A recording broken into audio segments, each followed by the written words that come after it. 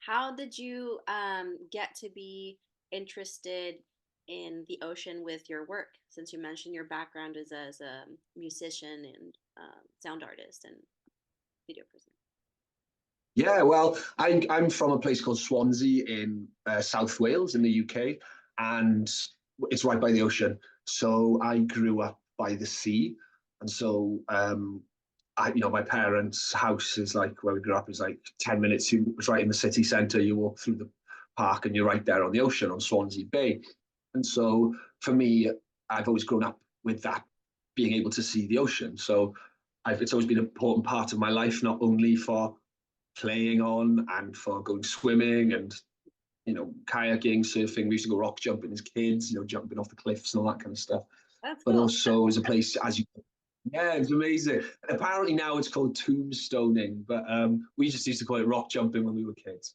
But yeah, my teenage years, me and my mates, always spent the summers down the beach jumping off the rocks, and so I'm very lucky, privileged to grow up by the sea in that part of the world, and so it's always been an inspiration for me, and somewhere to escape to, and somewhere which has just been a part of me really. But also historically, then my great great grandfather, and then looking into further family histories of those who were from Swansea, used to work in the docks and used to fix the ships. And so there's this one story of my great great grandfather who used to fix the ships. And there was a ship in the late 1800s which ran aground off the coast of Spain or Portugal, I think it was.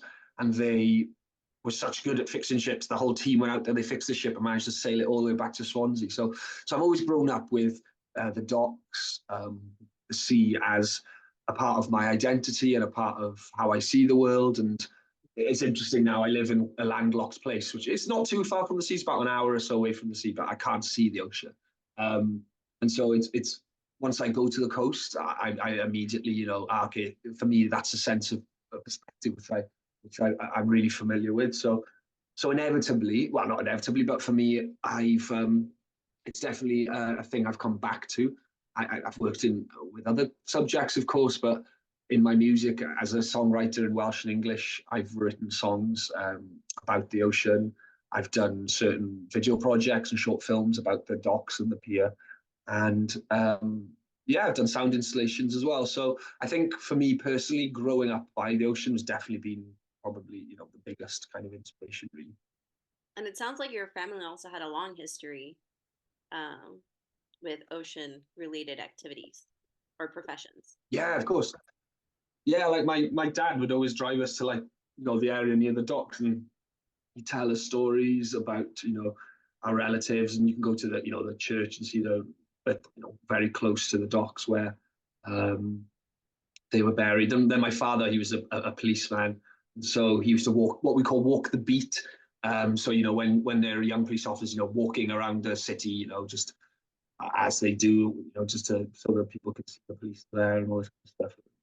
Both as a sense of security, but also just to monitor what's going on. But yeah, he used to work down there as well. So yeah, he used to take us down there as kids down the West Pier. So which ended up actually as I did 4 short films about the West Pier, which is like this pier where people go fishing and all this kind of stuff. So yeah, and that family link has probably been a big part really of why I'm obsessed with the ocean, I guess.